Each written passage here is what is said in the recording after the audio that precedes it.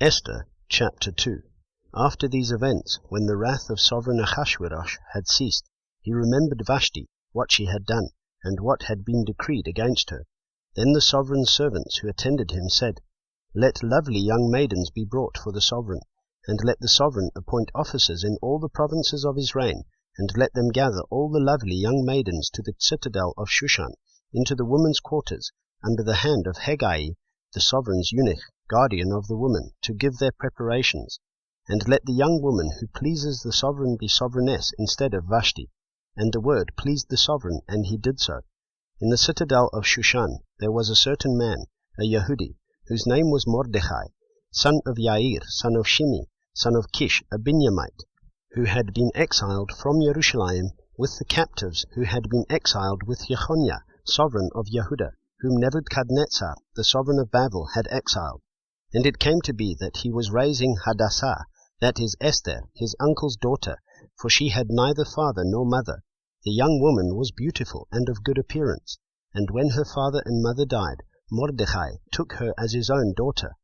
And it came to be, when the sovereign's command and decree were heard, and when many young women were gathered at the citadel of Shushan, into the hand of Hegai, that Esther too was taken to the sovereign's palace, into the hand of Hegai, guardian of the woman. And the young woman pleased him, and she received loving commitment from him. So she hastened to give her preparations and her portions, and gave her 7 choice female servants from the sovereign's palace. And he moved her and her female servants to the best place in the house of the woman. Esther had not made known her people or her relatives, for Mordechai had commanded her not to make it known. And every day Mordechai walked about in front of the courtyard of the women's quarters, to learn of Esther's welfare and what is done to her. Now when the turn of each young woman came to go into sovereign Ahasuerus, after she had completed 12 new moons, according to the regulations for the women, for the days of their preparation were completed as follows: 6 new moons with oil and myrrh, and 6 new moons with perfumes, and with preparations of women. Thus prepared, the young woman went to the sovereign, and whatever she asked for was given to take with her from the house of the woman to the sovereign's palace. In the evening she went, and in the morning she returned to the second house of the woman, into the hand of Shaashgaz, the sovereign's eunuch, guardian of the concubines. She would not come into the sovereign again, unless the sovereign delighted in her, and called for her by name.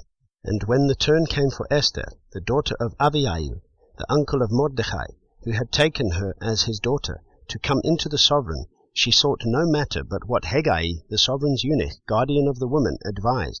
And Esther found favor in the eyes of all who saw her. And Esther was taken to sovereign Ahasuerus into his royal palace in the 10th new moon, which is the new moon of Teveth, in the 7th year of his reign. And the sovereign loved Esther more than all the women, and she found favor and loving commitment in his eyes more than all the maidens. And he set the royal crown upon her head, and made her sovereigness instead of Vashti. And the sovereign made a great feast, the feast of Esther, for all his officials and servants. And he proclaimed a release in the provinces, and gave gifts according to the means of a sovereign. And when maidens were assembled a second time, Mordechai sat within the sovereign's gate.